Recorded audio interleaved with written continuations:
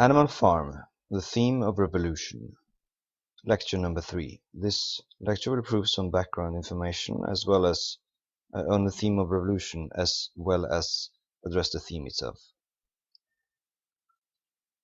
In the early 1900s, Russia's Tsar Nicholas II faced an increasingly discontented population. Many peasants were struggling to survive under an oppressive government, and by 1917, amidst the tremendous suffering of World War I, a revolution began.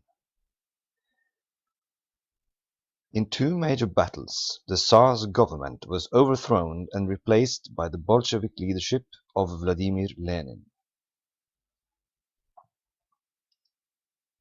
An allegory is a narrative that can be read on more than one level. Critics often consider Animal Farm to be an allegory of the Russian Revolution. When Lenin died in 1924, his former colleagues Trotsky and Stalin struggled for power. Stalin won the battle and he deported Trotsky into permanent exile, similar to what happens in Animal Farm between Snowball and Napoleon. Once in power, the dictator Stalin began to move the Soviet Union into the modern industrial age. The government controlled the flow of information to the people, similar to Hitler's Germany, and to Squealer. Stalin's government seized land in order to create collective farms and attempted to modernize Soviet industry. Many farmers refused to give up their lands. To counter resistance, Stalin used vicious military tactics. Rigged trials led to execution of an estimated 20 million government officials and ordinary citizens. This is similar to the execution of the hens in Animal Farm, who refused to give up their eggs and sacrificed them instead. The hens were deemed as traitors. Orwell felt that Stalin's brutal rise to power was not only barbaric, but a betrayal of the socialist principles for which Lenin and Trotsky had fought for. He felt that the Soviet Union was not progressing towards socialism, but totalitarianism. The leaders of the Russian Revolution, especially Stalin, had created a system even worse than its previous one, similar to Animal Farm, where one evil ruler is thrown out, Farmer Jones, Napoleon takes over.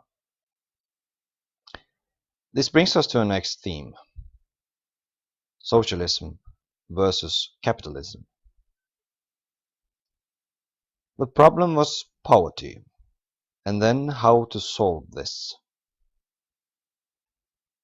The working class lived on the brink of starvation, while the upper class, the pigs, lived in absolute luxury. The middle class being relatively content, represented by the vain horse Molly and her precious ribbons and general self-obsession. Socialism argues that when the state controls the means of production and distribution, that is, the factories, only then can the members of a nation share its profits and rewards. And only the government can regulate the nation's economy to close the gap between those who have a lot and those who have less. The enemy ideology is called capitalism, which argues that a nation's means of production and distribution, that is, the factories, should be privately owned and controlled. This brings us to the pyramid of capitalist system, where the working class does all the labor, the upper class or upper middle class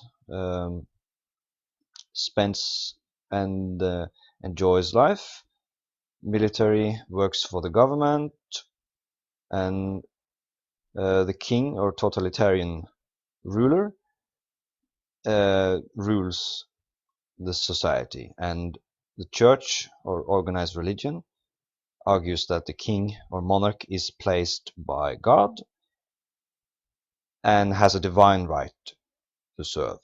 And we can see a similarity in Animal Farm, where the slogan of 4 legs good, 2 legs bad is twisted into 4 legs good, 2 legs better.